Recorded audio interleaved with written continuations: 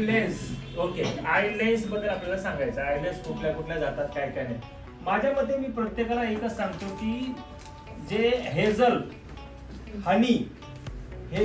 हनी brown हे eye lens सगळ्याला जातात.